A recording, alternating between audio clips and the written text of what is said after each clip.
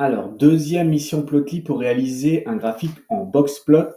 On va voir la mission. Depuis le dataset, créer un graphique en boxplot montrant la distribution de la taille des individus. Je peux déjà m'arrêter là quand je vois la taille des individus. A priori, dans le dataset, il y aura une colonne relative à la taille des individus. En fonction du genre, a priori, dans le dataset, il y aura une colonne relative au genre des individus.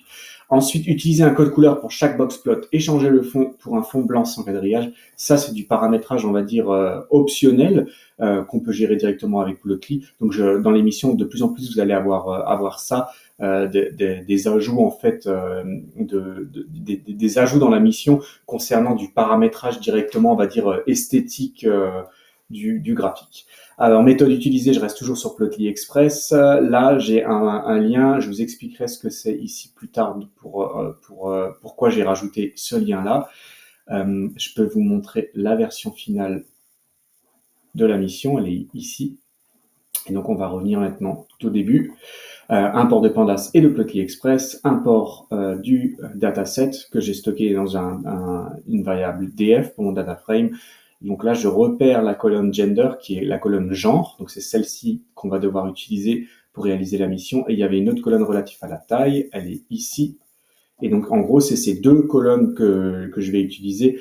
J'aurais pu ici faire une cellule en plus dans mon notebook et pour appeler un nouveau data frame ou écraser celui-ci juste avec les deux colonnes dont j'ai besoin, parce que j'ai besoin en fait que des deux colonnes, toutes les autres ne me servent à rien.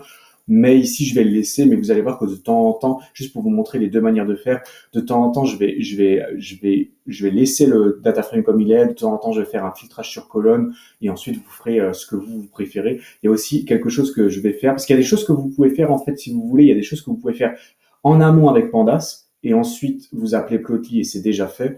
Ou alors vous ne faites rien avec Pandas et vous appelez Plotly et vous changez des paramètres dans Plotly. C'est un peu les deux manières de faire et je vous montrerai les deux et après vous choisissez ce que vous voulez. Par exemple ici, ce que j'ai fait, c'est que j'ai appelé mon data frame et je lui ai appelé la méthode replace, c'est pour remplacer les valeurs et pas les colonnes, pas les noms de mes colonnes, mais les valeurs à l'intérieur de mon data frame. Et je dis, partout tu vois mail, et partout tu vois female, tu me remplaces. Donc male, je veux que tu me le remplaces par homme, female par femme.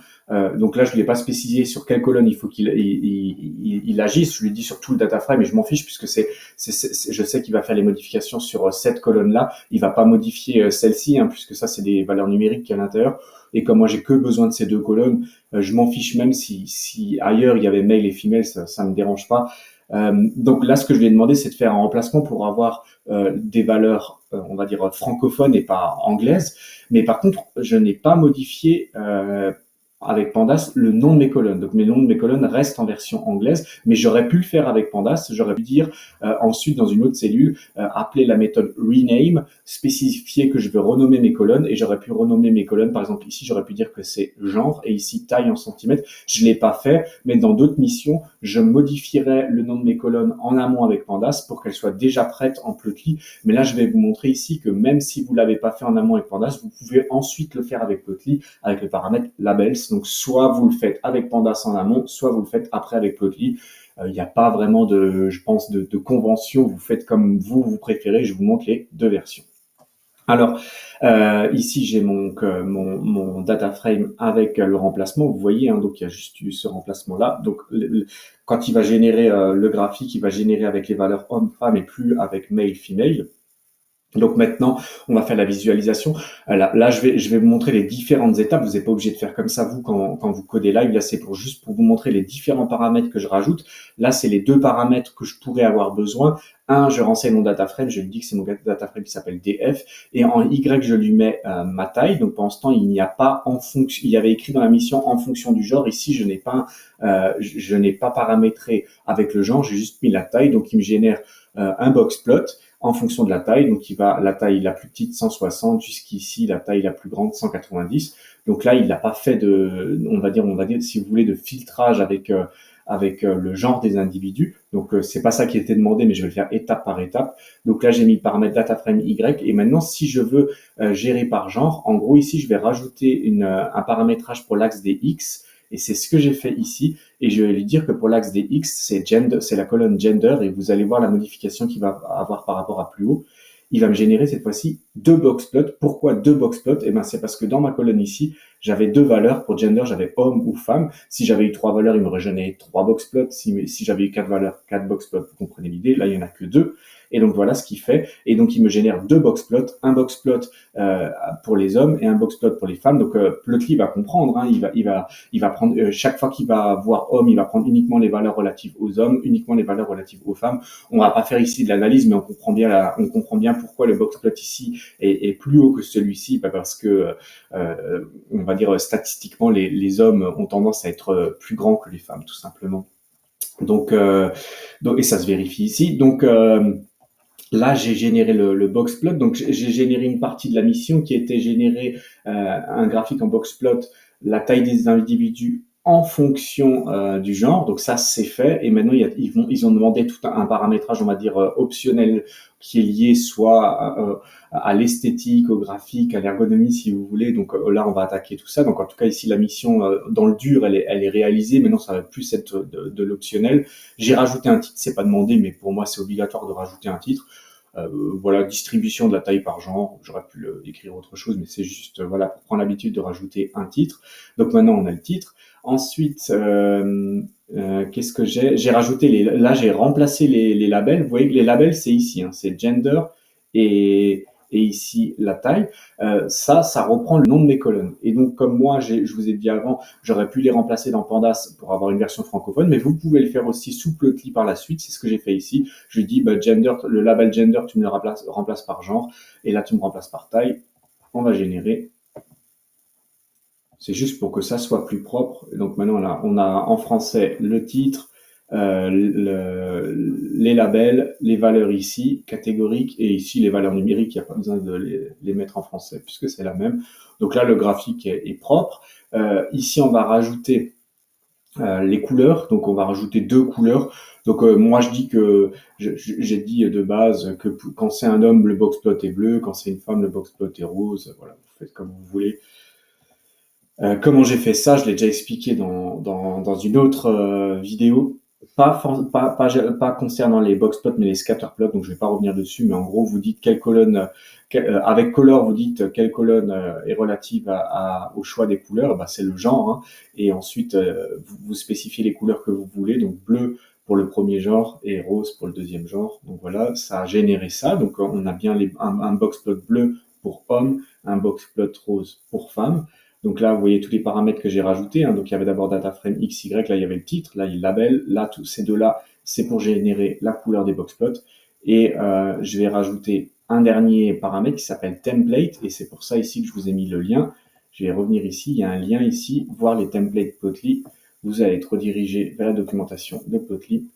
Alors, il n'y a pas beaucoup de documentation annexe. Hein. Je vous ai déjà montré dans d'autres vidéos une documentation annexe concernant les data frames de base d'exemples qu'il y a dans Plotly.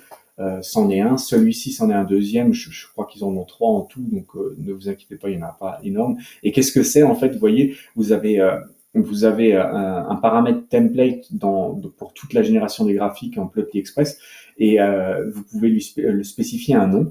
Et donc, vous avez les noms comme Plotly, Plotly White, Plotly Dark, ggplot2, Seaborn, Simple White, None. De base, il est à None. Ici, c'est on va dire la version Plotly de base. Ensuite, Plotly, voilà, vous voyez. Ensuite, si vous mettez Plotly White, eh ben, c'est la même, sauf que le fond sera blanc, mais vous aurez encore un quadrillage gris cette fois-ci. Ça, c'est le Plotly Dark. Ça c'est le ggplot2, ça c'est le Seaborn, ça c'est le Simple White, et celui-là m'intéresse puisqu'ils m'ont demandé un fond blanc sans quadrillage, donc c'est celui-ci que je vais utiliser. Donc le nom s'appelle Simple_White. Voilà, vous en avez un none, et donc après je vous laisserai parcourir la documentation, mais vous avez la même chose pour les graphiques en 3D, et vous pouvez générer vous-même vos templates, mais ça je reviendrai dessus. Mais en tout cas, on peut se servir de ça si vous voulez aller vite. Vous pouvez vous servir de ça. Et donc concrètement, ce que j'ai fait, je vais revenir dans la partie visualisation, et je vais revenir, et j'ai rajouté un paramètre qui s'appelait donc template. Il est ici. Et je lui ai dit template égale simple white, parce que je sais que simple white, ce qu'il va me faire, c'est un template où il va me générer le graphique sans quadrillage et avec un fond blanc, et c'est ça que je veux. Et donc je vais lancer. Et donc voilà. Donc la différence avec ce qu'il y a plus haut, c'est juste que j'ai plus ce fond un peu grisé, et j'ai plus on voit plus le quadrillage. Voilà. Donc c'est ça qu'on m'avait demandé de faire. Et donc la version finale, elle est ici. Et donc ici, j'ai mis paramètres obligatoires. Donc le data frame X, Y, paramètres optionnels. Ça, c'est toutes les. Alors, vous comprenez bien, paramètres obligatoires. En gros, j'ai pu générer plus haut, j'ai pu générer un premier boxplot juste avec ça et avec ça. Juste avec data frame et Y, je peux générer un boxplot. D'ailleurs, j'aurais pu le faire même juste avec Y. Mais ce que vous devez comprendre par obligatoire, c'est que ça, c'est obligatoire pour générer le graphique en boxplot comme on le souhaite. Et ensuite, ça, c'est des paramètres optionnels qui vont aider à la compréhension du graphique ou aider à ce que ça soit plus lisible. Mais c'est pour ça que je mets obligatoire et optionnel. Mais c'est pas ici dans obligatoire, c'est obligatoire dans le sens de la réalisation de la mission. Et ici optionnel, voilà, si vous voyez pas un peu des fois le décalage entre obligatoire et optionnel, vous allez comprendre au fur et à mesure des prochaines missions, puisque je vais chaque fois faire la même chose et vous allez voir que les paramètres optionnels, c'est toujours la même chose qui revient. Et c'est ça qui est important de comprendre avec Plotly, puisque ça, c'est très simple. Hein, vous voyez, pour générer les graphiques avec Plotly Express, c'est très simple. Et ensuite, ça, il y a différents paramètres, mais vous voyez, vous allez voir que c'est les mêmes qui reviennent tout le temps, que je génère enfin, presque les mêmes qui reviennent tout le temps, que ce soit un boxplot, un scatterplot, un line chart, et ainsi de suite. C'est ça que je vais vous montrer à travers l'émission. Donc, vous allez vous habituer petit à petit à les voir. Donc, ne vous inquiétez pas. Il y en a peut-être beaucoup qui vont apparaître, mais ça sera toujours les mêmes. Voilà, donc si vous avez des questions, des commentaires, vous pouvez le faire directement sur la page de la vidéo. Sinon, je vous invite à vous abonner pour voir la suite.